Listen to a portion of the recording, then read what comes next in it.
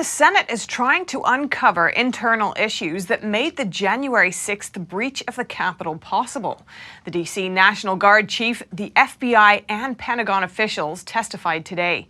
NTD's Melina Wisecup has more on the Senate hearing.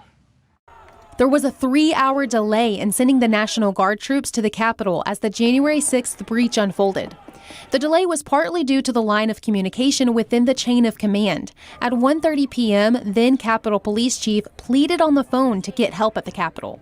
The approval for Chief Sun's request would eventually come from the Acting Secretary of Defense and be relayed to me by Army senior leaders at 5:08 p.m., about 3 hours and 19 minutes later. Washington, D.C.'s National Guard chief says that on January 5th, the Secretary of the Army sent a memo requiring that he submit a concept of operation before employing a quick reaction force. The chief says such a direction is unusual. The Secretary of the Army's memorandum to me required that a concept of operation be submitted to him before the employment of a quick reaction force.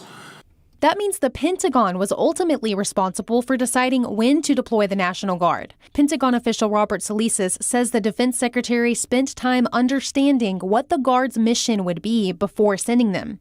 Solisas points out that then Defense Secretary Christopher Miller was walking on eggshells. That's because National Guard deployment during the summer riots was met with heavy scrutiny. That then led in some way to this reaction where, well, we're going to be careful. We're going to be more careful. We're going to put some restraints on how we deploy the Guard that we previously haven't before. Have I got that correct? You do, Senator. That's exactly what happened, Senator. Okay. Just to call into mind that we had a new secretary, too. Secretary Esper had left. Secretary Miller came in. He was aware of the events, and he wanted to make the decisions at his level. Senator Josh Hawley says the use of the National Guard did become politicized over the summer. That's why it backfired on January 6th. That there was a political reaction to events from over the summer, and that political reaction resulted in restraints being put on Guard deployment that ultimately ended up being dangerous on the day here on January the 6th.